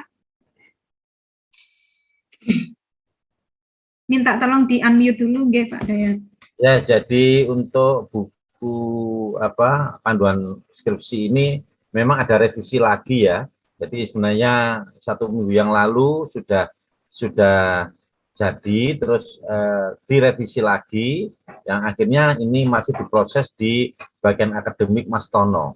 Jadi ini masih naik cetak. Semoga nanti Senin ada informasi lebih lanjut ya. Jadi benar, Senin nanti coba kita informasikan lebih lanjut nanti. Saya kira itu, Bu Dian. Ya, terima kasih Pak Mudayat. Ada pertanyaan lain? Bu Dian, izin bertanya, Bu Dian. Ya, silahkan. Nama? Saya Kofifa, Bu. Mau nanya, mengenai lokasi magang itu harus PT atau bisa CV atau UMKM begitu, Bu. Lalu untuk Turnitin sendiri, itu maksimal 35% itu untuk bab 1 sampai bab 5 atau bab 1 sampai bab 3 saja, Bu. Terima kasih. Ya, baik, mohon ditanggapi Pak Mudayat untuk pertanyaannya. Mungkin Bu Dr. Indri. Monggo Bu Dr. Indri, silakan.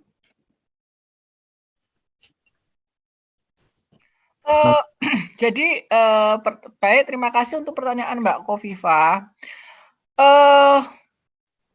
Kalau menurut saya tergantung pada objek yang akan diteliti ya. Jadi misalnya objek itu mengenai saat ini yang lagi update, misalnya yang lagi viral kosmetik MS Glow misalnya ya. Nah, penelitian tersebut pada ini judulnya bla bla bla bla bla, kemudian pada kosmetik MS Glow di Surabaya. Nah, kalau judul yang seperti itu, menurut saya tidak perlu kita harus memberikan PT atau CV atau sebagainya. Karena objek penelitian kita adalah pada pelanggan yang mempergunakan atau menggunakan kosmetik tersebut. Nah, pelanggan tersebut tidak diketahui sehingga nanti hubungannya dengan pencarian sampel itu nanti akan dilihat bagaimana cara menghitung sampelnya. Nah, itu kalau seperti itu menurut saya tidak diperlukan harus CV, harus PT gitu. Kecuali kalau Anda melakukan penelitian tersebut di suatu perusahaan, maka harus disebutkan misalnya ya pengaruh brand satisfaction terhadap kepuasan pelanggan PT Jangkar Pasifik, maka perlu disebutkan perusahaan tersebut. Begitu. Nah, sesuai aturan dari kampus, dari sekolah, bahwa kalau seperti itu ya memang harus PT ya. Kalau itu mengenai penelitian mengenai suatu bentuk badan usaha yang lebih kecil daripada PT, maka mungkin ya kita melihat urgensi atau pentingnya melakukan penelitian tersebut gitu. Kalau itu sebuah toko, urgensinya itu apa? Pentingnya meneliti di toko tersebut itu apa? Kalau itu memang sesuai, memang perlu diangkat adanya suatu masalah yang memang betul-betul perlu diteliti, maka mungkin saja bisa dipertimbangkan untuk melakukan penelitian di lokasi tersebut. Itu. Jadi dilihat dari urgensinya kalau menurut saya ya. Itu. Pada subjek penelitian kita. Jelas Mbak Kofifa ya, begitu. Pak Mudayat mungkin ada pendapat lain? Iya, saya kira sepakat tadi sudah disampaikan Bu Indri ya. Jadi kenapa di awal ada informasi bahwa diharapkan ke PT, itu sebenarnya substansinya bukan sekedar PT-nya, tapi substansinya adalah apa yang disampaikan Bu Indri tadi, yakni kompleksitas atau urgensinya atau pentingnya atau ruang lingkupnya. Nah, karena biasanya kalau PT itu pasti ruang lingkupnya, kompleksitasnya, problemnya itu sudah lebih layak untuk diteliti. Coba kita bandingkan misalnya mohon maaf misalnya toko kelontong, nah itu kan saya kira kompleksitasnya kurang ya, kompleksitasnya kurang. Maka saran saya memang arahkan ke kompleksitas yang lebih besar. Jadi walaupun nanti misalnya ada mungkin koperasi di PT, koperasi di mana misalnya koperasi, tapi kalau urgensinya itu kecil, ya saya kira nggak perlu diteliti. Objeknya gede tapi urgensinya kecil, ya saya kira juga nggak perlu diteliti, wong urgensinya kecil kok, karena yang dilihat kan gapnya, yang dilihat itu adalah isu sentralnya apa, pentingnya apa itu ya. Jadi sekali lagi kawan-kawan, substansinya adalah ruang lingkup objek penelitian yang layak diangkat sebagai penelitian. Seperti contoh yang dicontohkan Bu Indri kemarin, UMKM itu memang kecil, tapi kalau yang diteliti UMKM se-Surabaya itu ya jadi gede, jadi tidak ada masalah dijadikan penelitian skripsi misalnya, karena bukan UMKM satu UMKM, tapi yang diteliti UMKM Kecamatan Semampir, UMKM di Kecamatan Tandes gitu. Itu banyak sekali, ratusan itu, bahkan mungkin dari di Kecamatan Tandes itu kan ratusan ya populasinya.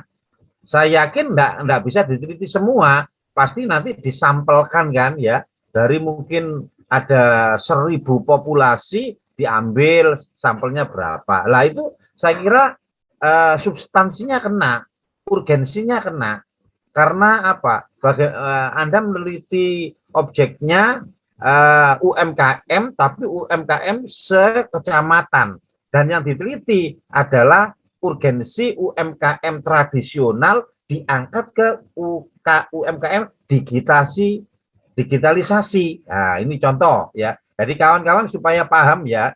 Jadi urgensinya tidak sekedar itu PT atau tidak PT, tapi kompleksitas ya. Hanya gampangannya kalau PT itu ada asumsi itu sudah gede.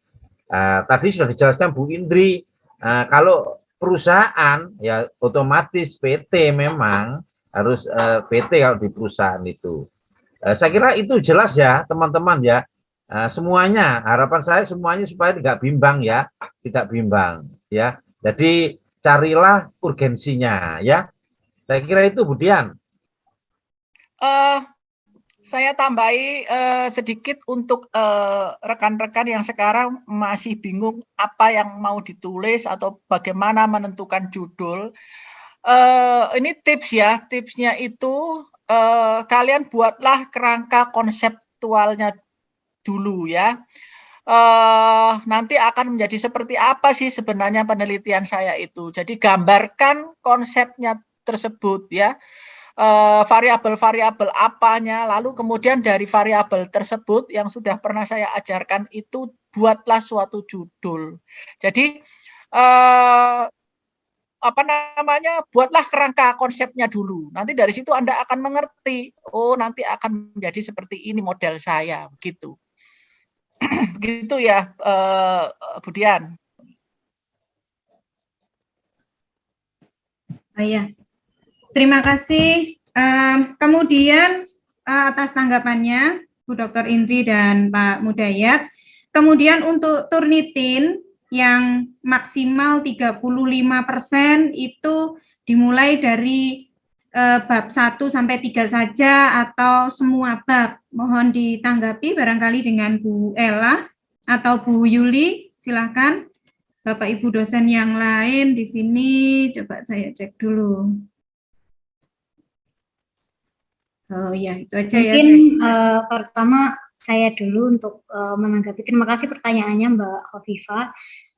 Untuk 35% itu keseluruhan atau full text skripsi. Jadi bab 1 sampai bab 5. Di kampus swasta pun 20% ataupun 16% itu juga keseluruhan skripsi. Full text-nya.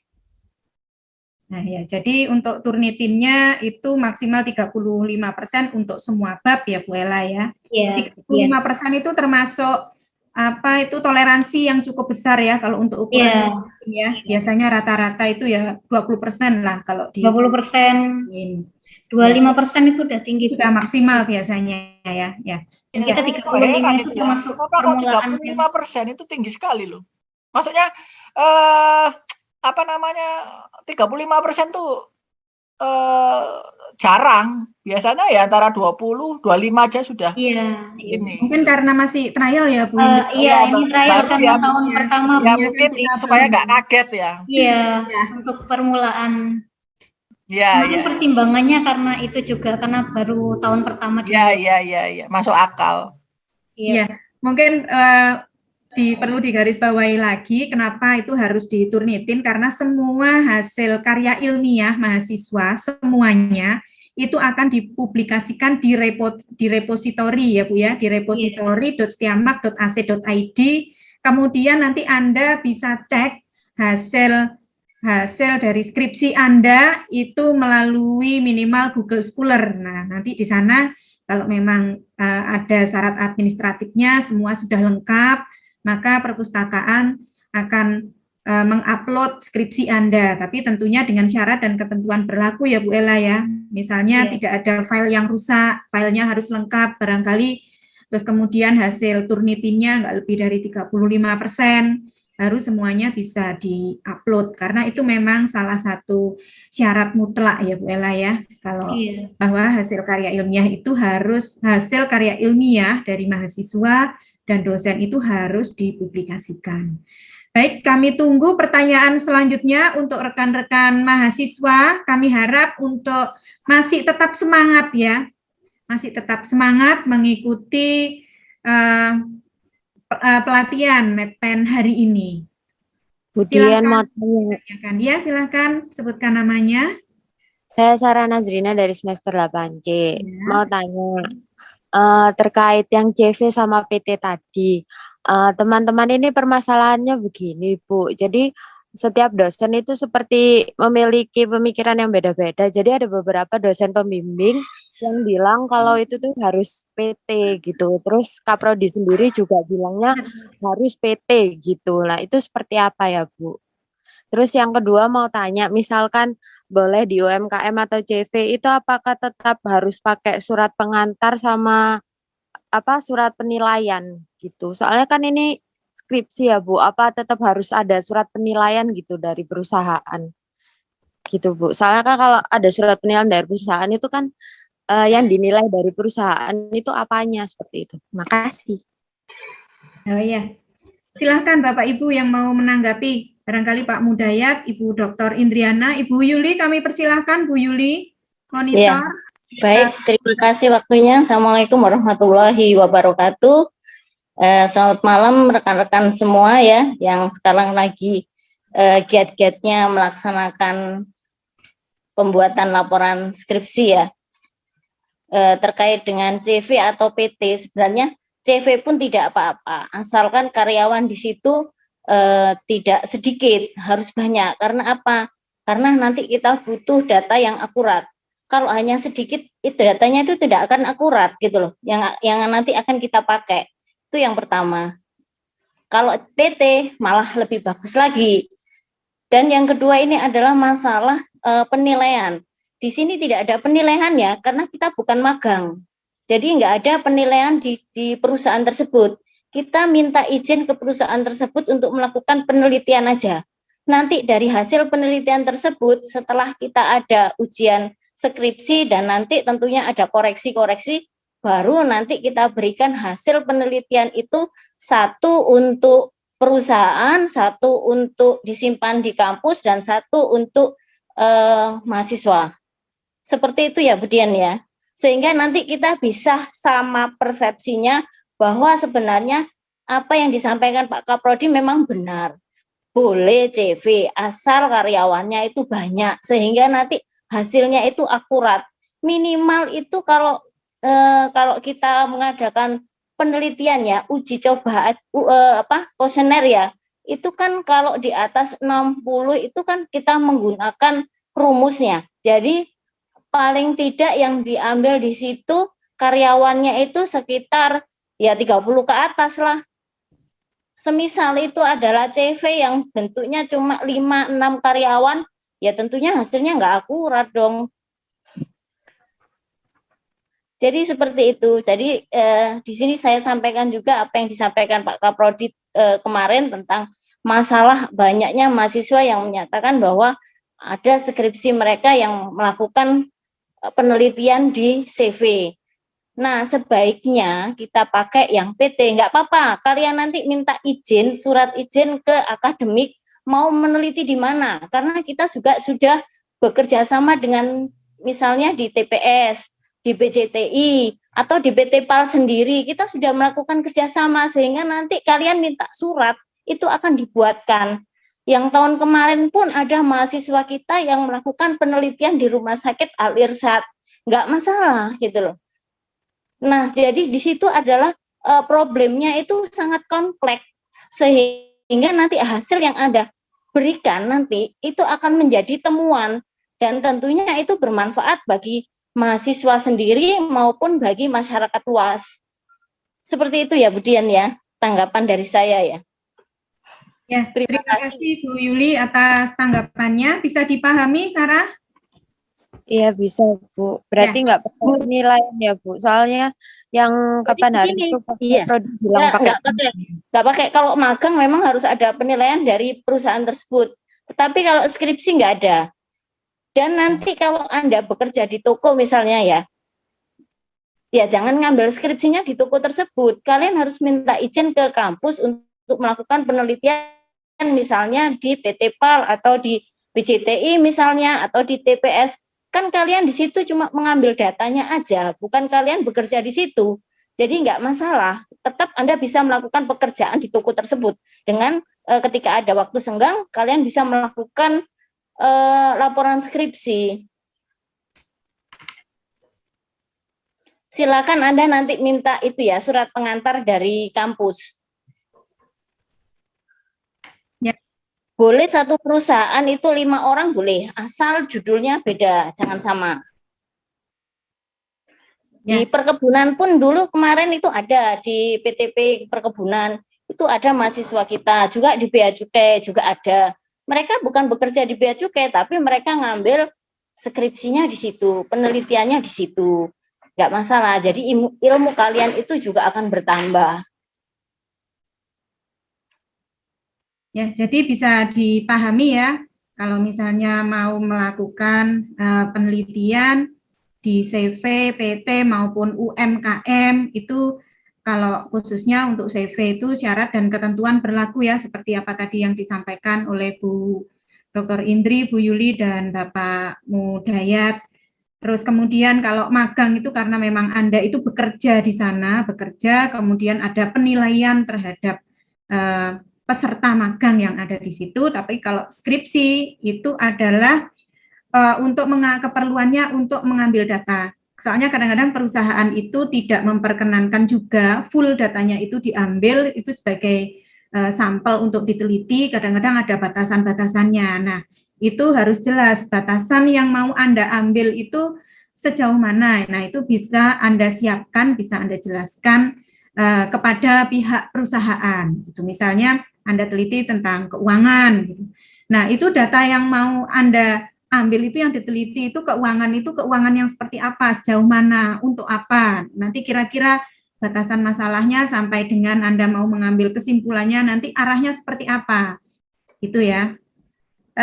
Kira-kira ada pertanyaan lagi, silahkan pertanyaan sebanyak-banyaknya ya. Halo.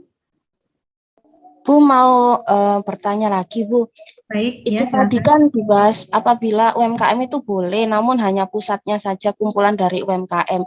Bagaimana jika meneliti satu UMKM, tapi tujuannya itu kan seperti online shop. Nah itu nanti dilakukan pencarian datanya berupa kuesioner kepada calon pembeli ataupun pembeli yang sudah melakukan order kepada online shop tersebut dan ingin membeli ulang itu sebanyak lebih dari 100 orang Bu. Apakah tetap tidak diperbolehkan Bu? Terima kasih.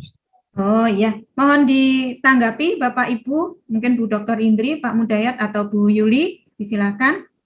Baik, kita perbolehkan asal ditulis ya, itu perusahaan apa ya, perusahaannya tetap ditulis.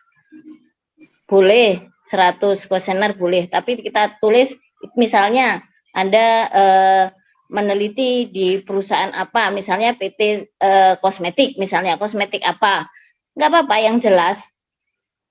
Jangan ditulis kosmetik yang tanpa diperjelas PT-nya. Misalnya kalian pembelian online PT perusahaan kosmetik Sari Ayu, kan itu ada namanya PT-nya.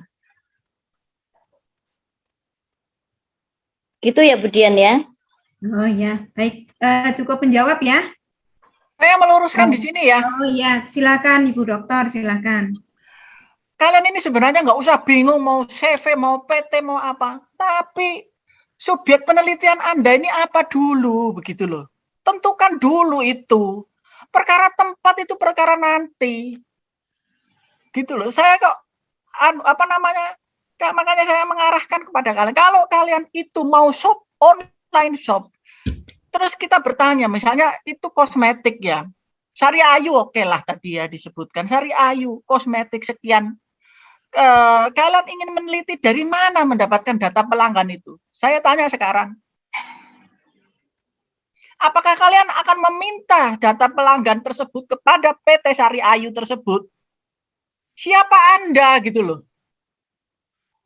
Apa boleh PT yang sebesar itu mengeluarkan data pelanggan? Gak boleh. Gak akan dikasih pada orang yang tidak dikenal gitu. Perusahaan karyawan sendiri aja belum tentu mendapatkan data pelanggan tersebut keluar. Coba di logika, benar apa enggak? Lalu bagaimana saya akan mendapatkan data kuesioner saya? Nah, pakailah rumus-rumus yang ada di metode penelitian tersebut. Kalau itu pelanggan tersebut tidak diketahui, maka rumus apa yang akan saya pakai untuk menentukan jumlah pelanggan tersebut? Makanya dipakai yang sudah saya jelaskan tadi, dipakailah kriteria-kriteria penentuan sampel. Bahwa sampel tersebut misalnya adalah wanita, sampel tersebut adalah pernah menggunakan produk tersebut, misalnya demikian. Bagaimana mencari data kuesioner tersebut? Nah, misalnya kepada mahasiswa Setiamak Surabaya misalnya, sebarlah kuesioner tersebut kepada mahasiswi tersebut. Sudah, kita mendapatkan data pelanggan pemakai produk kosmetik tersebut. Apa mungkin suatu perusahaan itu mengeluarkan data penjualan? Nggak mungkin. Saya, walaupun pernah bekerja di suatu perusahaan telekomunikasi, tidak akan pernah mendapatkan data customer telekomunikasi yang pernah saya bekerja di situ. Maka yang saya pakai adalah rumusan-rumusan dari penemu penentuan sampel tersebut, dibaca di metodologi penelitian tersebut. Cara menentukan sampel, ada Sugiono, ada rumus Lovin, begitu ya. Jadi nggak usah bingung mengenai apa, sebenarnya saya harus CV itu aja yang menjadi permasalahan dari tahun ke tahun. Harus CV, harus PT. Sekarang kalau saya tanya, siapa tadi yang bertanya? Siapa yang tadi bertanya? Kofifa, Bu. Iya, Kofifa. Saya ingin bertanya, saya akan mencari pelanggan, saya akan meneliti untuk pengguna apa tadi objekmu? Objek penelitiannya apa? Saya tadi itu judulnya rencananya pengaruh elektronik word of mouth produk sama electronic service quality terhadap keputusan pembelian, Bu. Oke, pelanggan. Terus saya akan bertanya, objekmu apa? Pelanggan dengan umur kriteria wanita dan pria dengan umur maksud rentan saya apa produknya? Yang mau dibeli ini apa? Keputusan pembelian ini apa?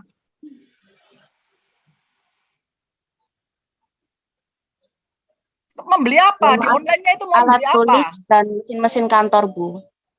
Mereknya, sebutkan mereknya, jangan alat tulis, semua alat tulis apa mau itu sebutkan. Jadi Nah, objek itu. atau subjek penelitian Nah, tersebut harus harus disebutkan. dijelaskan. Betul, harus Kalau dijelaskan. mau pakai produk online itu produk yang apa dulu? Produknya itu apa yang mau diteliti? Itu namanya Misalnya subjek penelitian. iya, limonilo yang seperti apa? Jangan asal tulis gitu loh. Jadi jelas. Misalnya ya, saya alat tulis atau merek buku tulis Kiki misalnya. Ada online shop di Surabaya, misalnya begitu. Sudah toh, mau di mana nyarinya data kuesionernya? Ya seperti itu tadi. Kita akan menyebar kuesionernya secara acak. Betul, nggak usah jauh-jauh. Kuesionernya disebarkan di Setiamak aja nggak masalah. Nah, mahasiswa yang pakai Kiki siapa aja, gimana nanti hasilnya. Kalau data kuesioner tersebut dia mengisi tidak menggunakan Kiki, ya nggak usah dipakai, dibuang. Itu tapi itu harus disebutkan.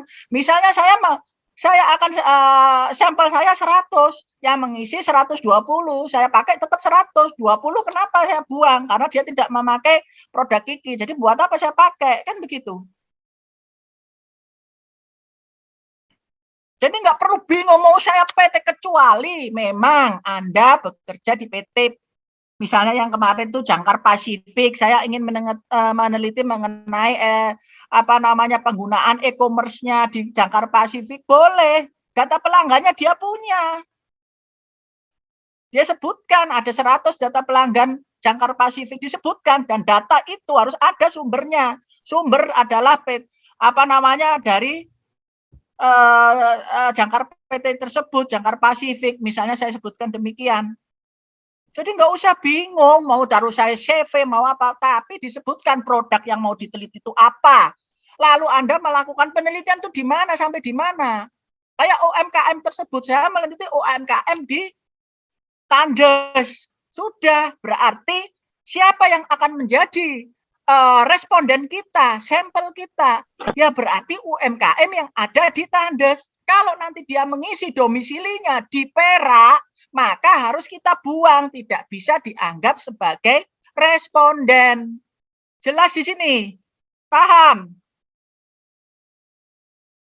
Paham, Bu. Terima kasih, Bu. Oke ya, jadi nggak usah bingung mau. Ya. Saya tambahkan ya. Begini ya, teman-teman ya. Bila kalian ingin mengambil skripsi, misalnya di PT ya, PJTI atau PT TPS lah, nggak apa-apa, silakan. Kita ngasih surat pengantar kok. Insya Allah diperbolehkan di sana. Harus ada izin. Semua penelitian itu memang harus ada izin dan ada surat resminya. Misalnya di Rumah Sakit Al-Irsyad kapan itu ya, ada mahasiswa kita yang meneliti masalah pengaruh pelayanan ya dari Rumah Sakit Al-Irsyad. Kasih surat pengantar dari Setiamak, boleh. Di situ dia meneliti, dia juga sampai ke bagian farmasinya juga. Dan tentunya ya seperti yang saya utarakan tadi, selain ada surat pengantar dari perusahaan, Anda juga di situ harus mempunyai attitude yang bagus. Nanti Anda jelaskan batasan-batasan apa yang nanti akan Anda teliti. Insya Allah mereka akan mempermudah kalian. Tentunya ya memang nggak semua dia berikan, ada batasan tertentu yang memang itu untuk secret perusahaan. Gitu ya teman-teman ya. Jadi kalau masalah populasi, masalah sampel seperti yang diutarakan Bu Indri ya, ada kriterianya dan ada batasan-batasannya. Bila sampel itu melebihi dari 100 sampel itu ada rumusnya. Dan itu nanti kalian pakai. Gampang kok, insya Allah gampang skripsi itu. Kan kalian sudah magang, tinggal nanti belajar cara menganalisanya seperti apa. Itu ya Bu Dian ya yang bisa saya tambahkan. Ya, jadi dari Bu Yuli itu kalau memang kalian itu mau sudah mempunyai, saya mau di PT ABC, kampus memang memfasilitasi begitu. Tapi ya begitu, memang tidak semua perusahaan mau memberikan data-data yang konfi begitu. Jadi kalian juga harus tahu kalian ini mengambil penelitiannya itu apa? Konsultasikan dengan pembimbing Anda, ya. Gitu sehingga nanti tahu saya ini mau mengambil penelitiannya itu mengenai apa gitu. Jadi yang tidak mungkin yang data-data tidak perlu secara yang konfi itu yang dibutuhkan yang jelimet-jelimet itu mungkin masih bisa. Kalau itu ke suatu perusahaan tertentu, gitu ya. Ya, terima kasih Bapak Ibu atas tanggapannya. Nah, sampai dengan jam sekian, apakah masih ada pertanyaan? Sekalian nanti dilanjutkan sahur bersama, Bu Dian. Oh gitu ya, Bu. Iya, ya. Baik, kalau misalnya tidak ada pertanyaan, ya, kesimpulan untuk materi hari ini adalah yang pertama Anda bisa mulai membuat judul skripsi dengan memperhatikan beberapa hal, misalnya terkait nanti subjek penelitiannya apa, sumber penelitiannya apa, apakah subjek penelitian yang akan Anda masukkan pada skripsi Anda itu gimana maksudnya, real, bisa logika, bisa masuk akal apa enggak data-data tersebut untuk mendapatkan respondennya. Terus kemudian terkait dengan plagiasi, mohon untuk rekan-rekan mahasiswa sebaiknya mengketik ulang kalau misalnya Anda mendapatkan resource atau sumbernya, itu susunan kalimatnya diparafrasa atau disusun kembali. Jadi jangan sama persis, karena saat ini mulai beberapa tahun terakhir ini Setiamak sudah mengikuti aturan dari Kemdikbud bahwa semua hasil penelitian di Setiamak maupun di perguruan tinggi lainnya itu wajib untuk dicek plagiasinya. Jadi dimohon untuk rekan-rekan mahasiswa jangan sampai nanti cuma karena gara-gara Anda itu lupa ya, barangkali ada yang lupa nih, saya terburu-buru copy paste, kemudian nanti setelah dicek plagiasinya ternyata tinggi. Nah, itu saya kurang tahu nanti kebijakannya seperti apa. Apakah harus sidang ulang barangkali ya, ini kalau ini belum ada keputusan ya. Oleh karena itu atau menulis ulang buku laporannya atau seperti apa. Nah, itu mohon untuk diperhatikan karena semuanya sekarang ini adalah ada jejak digitalnya, jadi sangat mudah untuk dibuktikan keabsahan, keaslian dari hasil skripsi Anda. Baik, kalau misalnya tidak ada pertanyaan lagi, kami akhiri pertemuan malam ini dengan doa, semoga nanti skripsi Anda berjalan dengan lancar dan sukses. Disilahkan Bapak Mudayat untuk memimpin doa penutupan malam hari ini. Oke, terima kasih Bu Dian. Sebelumnya kami ucapkan terima kasih kepada Ibu Dr. Indriana yang sudah meluangkan waktu untuk bimbing kawan-kawan mahasiswa. Terima kasih Bu, termasuk masukannya tadi. Untuk Pak Budayat. Dan Bu Yuli, terima kasih juga yang menambahi kelengkapan tadi pertanyaan jawaban. Ada Bu Ella, penegasan tentang Turnitin tadi, terima kasih, ini hal baru tapi penting, dan kepada Bu Dian yang sudi mendampingi mulai awal sampai akhir untuk sebagai MC hari ini. Baiklah kawan-kawan, kita akhiri dengan doa bersama, semoga apa yang kita lakukan malam hari ini menjadikan keberkahan pas di bulan Ramadan ini, semoga semua diberikan kemudahan jalan, mulai dari nyusun skripsi sampai termasuk bayar SPP, bayar apa-apa, termasuk sampai bayar wisuda, semua dikasih rezeki yang melimpah ruah. Okay. Baik, kita awali. A'udzubillahi minasyaitonirrajim.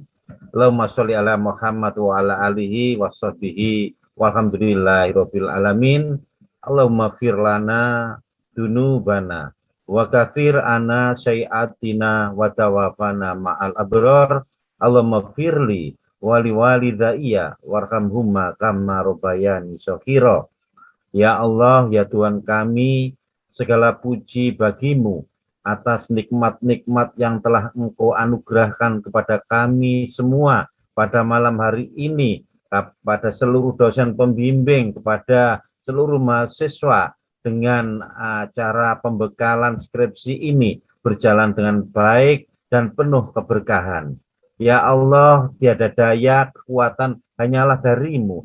Berikanlah kekuatan pikiran kami untuk menyelesaikan semua tugas-tugas.